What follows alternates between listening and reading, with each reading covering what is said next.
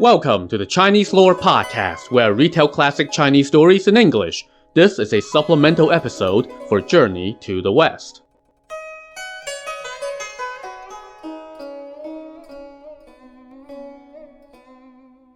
On the previous supplemental episode, we followed a meandering tale that started with a fisherman and woodcutter waxing poetic and ending with the emperor of the Tang dynasty being haunted by the ghost of an executed dragon king whom he promised to save but didn't, though the emperor did try.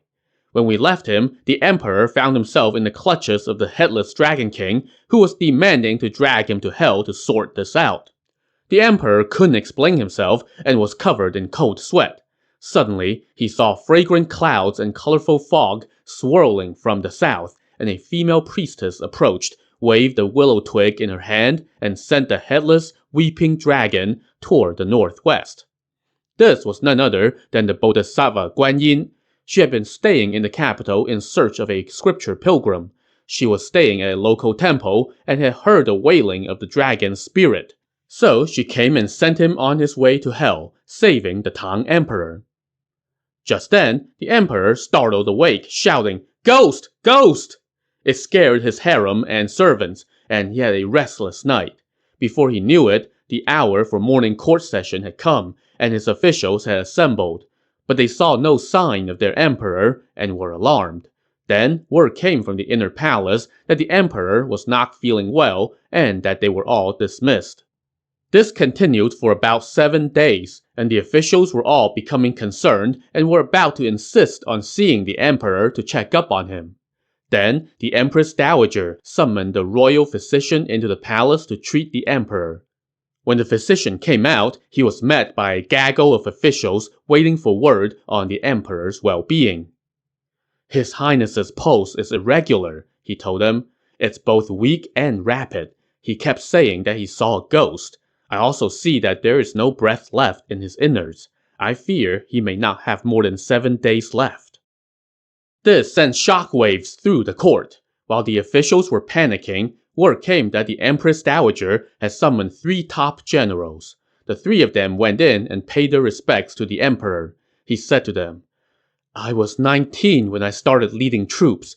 We have waged campaigns everywhere and fought countless battles, and I had never encountered any strange things. But now I am seeing ghosts." One of the generals said, "To establish our kingdom, we have killed countless people, so why should we be afraid of ghosts?"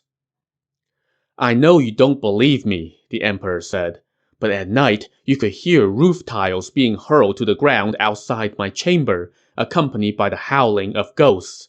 It's hard to cope with. I can get by during the day, but at night, it's impossible." Another general said, "Don't worry, Your Highness. Tonight, 2 of us will stand watch outside your chamber to see what ghosts these are." So that night, 2 of the generals stood guard outside in full armor, and the night passed without any disturbance. The next morning, the emperor summoned the 2 and rewarded them, saying, "Ever since I fell ill, I haven't been able to sleep for days. But last night, thanks to your protection, I had peace. Please go rest for a bit, and then stand guard 1 more night tonight." So those 2 generals stood guard for the next couple days. But even though he was getting some sleep, the emperor's condition continued to deteriorate. At the same time, he also felt bad about continuing to have the 2 generals stand guard every night. So he summoned them to his chamber and said, "Even though I had some peace these past couple days, I hate to keep making you stay up at night. I would like to have an artist paint your likenesses and hang them on the door instead. What do you think?" Everyone agreed because, he's the emperor. So a couple artists were chosen, and they painted the likenesses of the 2 generals and hung them on the doors. And sure enough, the peaceful nights continued. And even to this day, those 2 generals are depicted as door gods, and you can still find their images on some doors in China. The peace continued for another 2 or 3 days, but then one night, the sound of flying roof tiles started up again, this time at the back door to the chamber. The emperor told his officials the next morning, and one of them said, "You have the 2 generals protecting the front door. you should have the Prime Minister Wei Zheng protect the back door. The emperor agreed and summoned Wei Zheng to stand guard at the back door. And sure enough, that restored peace that night. But the emperor's condition continued to get worse, until one day, the Empress Dowager summoned key officials to his bedside. It was time for him to leave them with his final instructions. After entrusting his officials with the matters of succession, the emperor bathed, changed into fresh clothes, and waited for the end. As he lay dying, his prime minister Wei Zheng suddenly approached and said, "Your Highness, please don't worry. I have something that can guarantee you long life." "My illness is beyond treatment, and my life is almost at an end," the emperor said. "How can you save it?" "I have a letter here that you can take with you to the underworld and give to the judge Cui Jue." "Who's that?" "Cui Jue was an official in the service of your father, the late emperor. He was my sworn brother, and we were very close. He's dead now and has become a judge in the underworld. He's responsible for the registries of life and death, and he often meets me in my dreams. If you give him this letter, then on account of his connections with me, he will release your soul back into the world of the living." Hearing this, the emperor took the letter from Wei Zheng, stashed it in his sleeve, and promptly shut his eyes and breathed his last.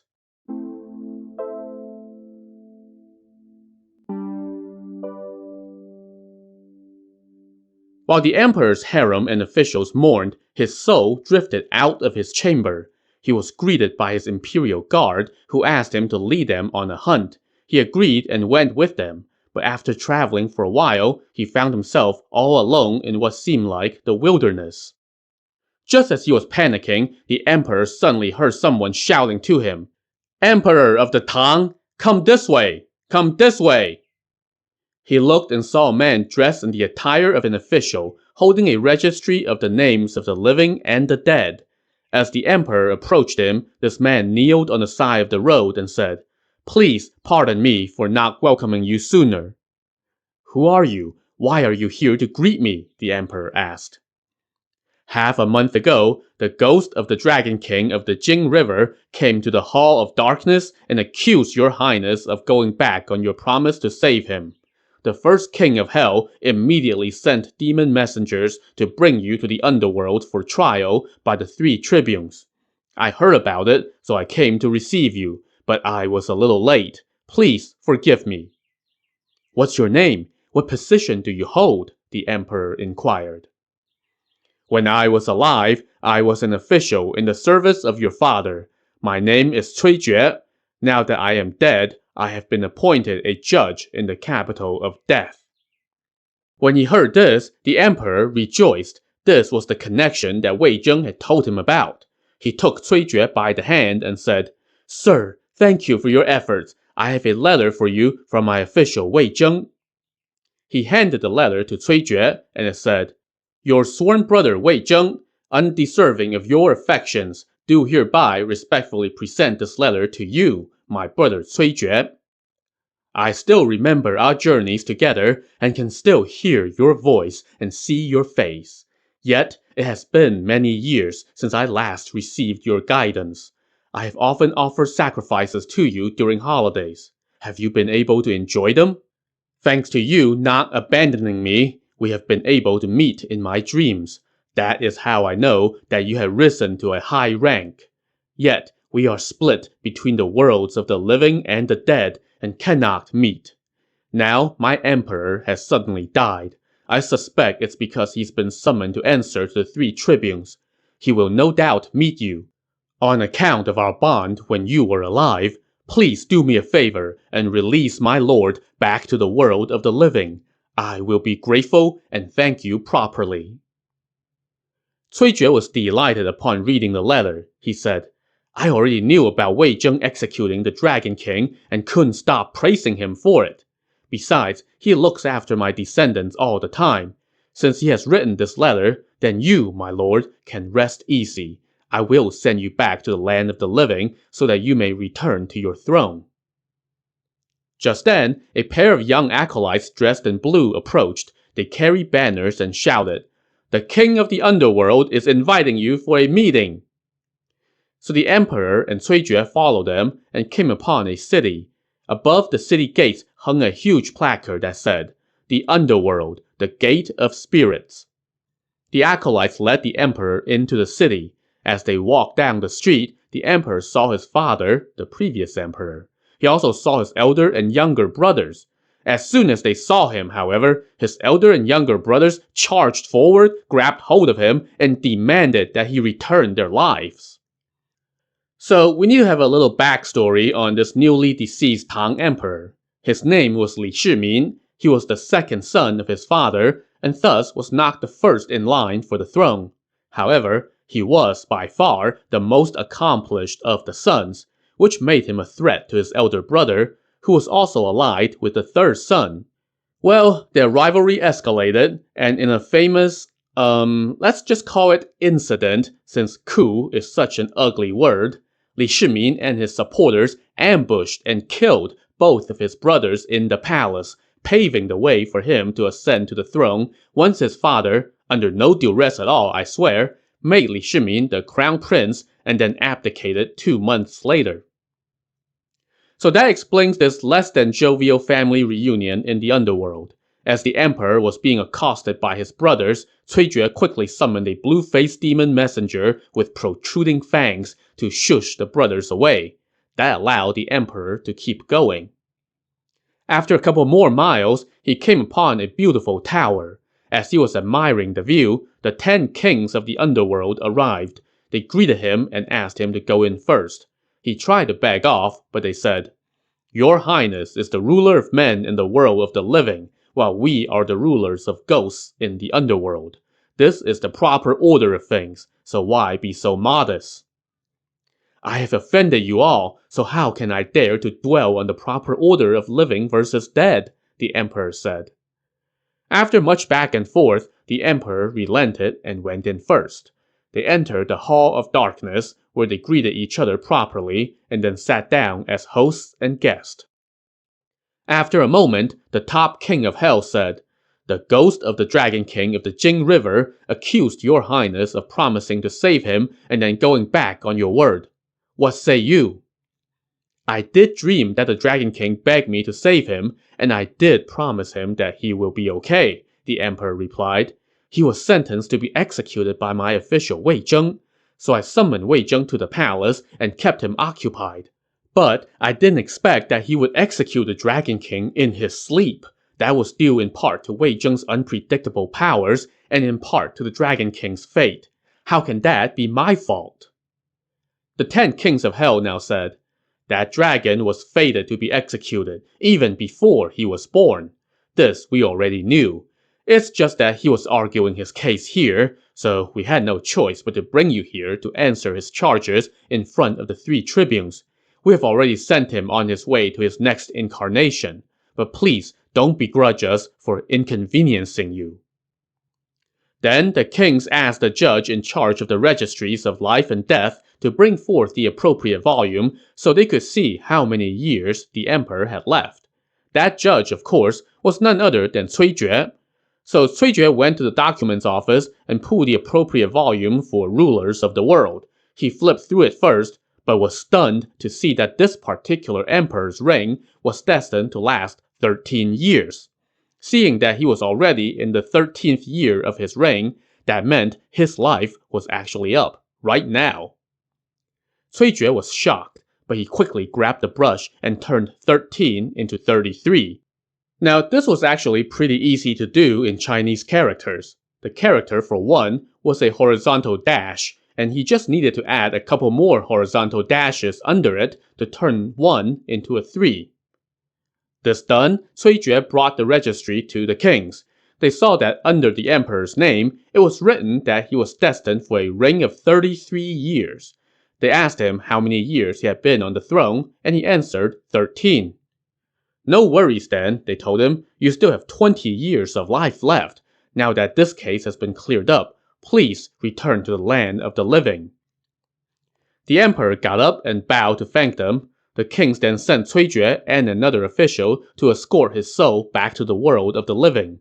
As he prepared to leave, the emperor asked the kings in passing, "How are my relatives doing?" "They're fine," the kings told him, "but your sister might not have long to live."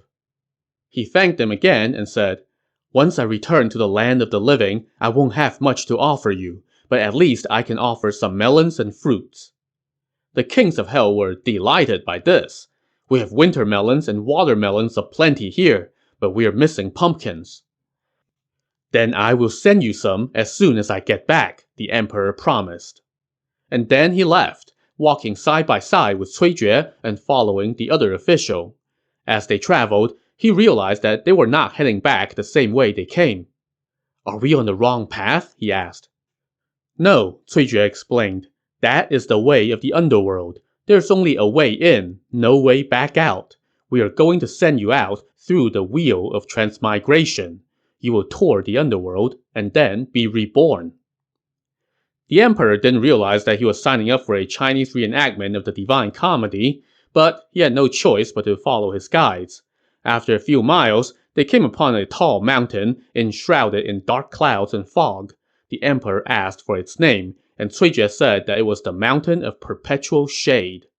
"How can I cross it?" the emperor fretted. "Don't worry, your highness," Cui Jie said. "Just follow us." So, trembling in fear, the emperor followed his guides to the top of the mountain. There, he looked around and saw a mournful mountain of crags and curves. A cold, howling wind and endless black mist swept across the slopes. There were no sounds of birds or animals, just the weeping of hungry ghosts and needy souls. Once they descended the mountain, they came upon a place with many halls and chambers where melancholy laments echoed between the walls. "What is this place?" the emperor asked. "These are the 18 levels of hell," Cui Jue said. "What are the 18 levels?" To this, Cui Jue recited the following verses. "The hell of the rack, the hell of gloomy guilt, the hell of the fiery pit. All such sorrow, all such desolation are caused by 1,000 sins committed in the life before. They all come to suffer after they die. The hell of Hades, the hell of tongue pulling, the hell of skin shredding, all those weeping and wailing, all those pining and mourning, awaiting the traitors, the rebels, and the heaven baiters. He of Buddha mouth and serpent heart will end up here. The hell of grinding, the hell of pounding, the hell of crushing, with frayed skin and torn flesh, gaping mouth and grinding teeth. These are they who cheat and lie to work injustice, who fawn and flatter to deceive. The hell of ice, the hell of mutilation, the hell of evisceration, with grimy face and matted hair, knitted brow and doleful look. These are they who fleece the simple with weights unjust, and so bring ruin upon themselves. The hell of boiling oil, the hell of grim darkness, the hell of the sword mountain.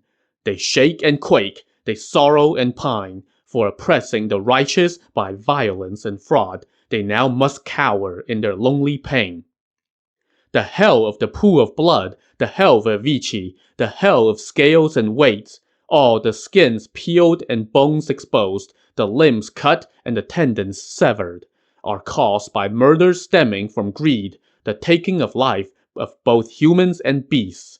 Their fall has no reversal in 1,000 years, eternal perdition without release.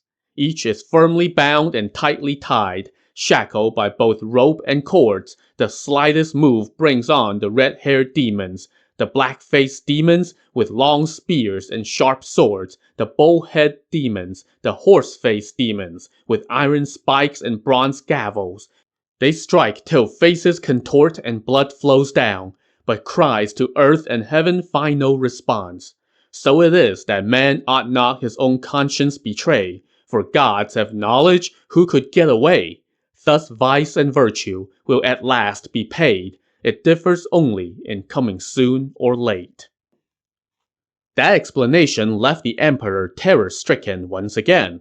As they walked on, they saw a group of ghost lackeys, all wielding banners, kneeling by the side of the road and declaring, "We, the guardians of the bridge, have come to welcome you."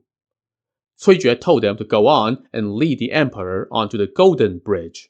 As the emperor followed, he saw to one side a silver bridge. On this bridge crossed the souls of loyal, kind, and fair-minded people, and they were escorted by banners and flags. On the other side, he saw another bridge, but this one was enveloped in chilly wind, striding over rolling waves of blood, and from it emanated ceaseless sounds of wailing and weeping. "What's that bridge called?" he asked. Cui Jie said, "That's called the no-option bridge. When you reach the world of the living, you must have it recorded that below this bridge there is nothing but a vast body of surging water, a straight and treacherous path, like bales of raw silk flowing down the long river, or the pit of fire floating up to earth. This cold air, oppressive, this bone-piercing chill, this foul stench both irksome and nauseous. The waves roll and swirl.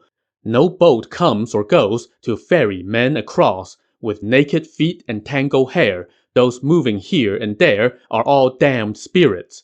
The bridge is a few miles long, but only 3 spans wide. Its height measures 100 feet. Below, 1,000 fathoms deep. On top are no railways for hands to hold. Beneath, you have man-seizing savage fiends, who, bound by cangs and locks, fight to flee no option's perilous path. Look at those ferocious guardians beside the bridge, and those damned souls in the river, how truly wretched. On branches and twigs, clothes of green, red, yellow, and purple silk hang. Below the precipice, strumpets crouch for having abused their own in-laws. Iron dogs and brass serpents will strive to feed on them. Their fall's eternal. There is no way out.